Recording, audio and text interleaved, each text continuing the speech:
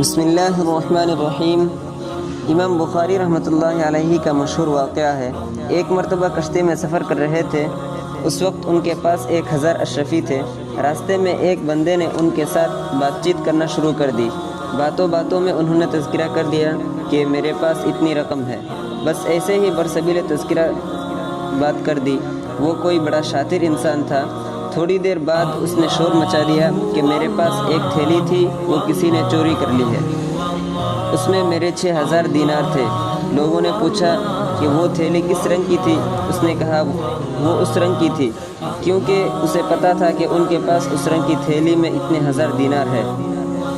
جب اس نے شور مچایا تو کشتی کے سب لوگ کہنے لگے کہ سب کی تلاشی لو تاکہ پتہ چلے کہ وہ کہاں ہے۔ امام بخاری رحمۃ اللہ علیہ سمجھ گئے۔ انہوں نے دل میں سوچا کہ اگر لوگ تلاشی لیں گے اور انہیں میرے پاس سے تھیلے مل جائے گی تو مجھے سب لوگ چور سمجھیں گے۔ اس بندے کو پکا پتہ تھا کہ میرے رشتہ دار بھی میرے ساتھ ہیں۔ جب ان کی تلاشی لی جائے گی اور ان کے پاس اسے پائیں گے تو لے لیں گے۔ چنانچہ انہوں نے تلاشی لینا شروع کر دی۔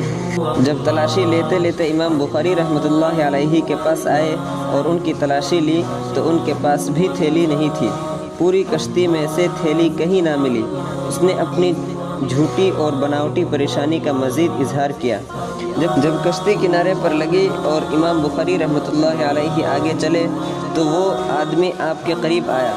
اس نے حضرت سے معافی مانگی اور کہا، جی میں بہت شرمندہ ہوں، میں نے آپ کے ساتھ بڑی زیادتی کی ہے۔ آپ اچھے بندے ہیں، لہٰذا مجھے معاف کر دیں۔ حضرت نے فرمایا، میں نے تجھے معاف کر دیا۔ پھر اس نے سوال کیا، حضرت آپ نے مجھے معاف تو کر دیا مگر مجھے یہ سمجھ میں نہیں آئی کہ آپ نے وہ تھیلی چھپائی کہاں تھی؟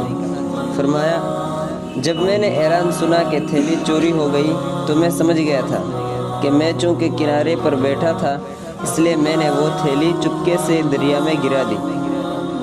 اس نے حیران ہو کر پوچھا، 6000 دینار کی تھیلی دریا میں پھینک دی؟ فرمایا، ہاں، اگر میں اسے اپنے پاس رکھتا تو لوگ مجھے چور سمجھتے۔ کیا مجھ سے کوئی حدیث کی روایت کرتا؟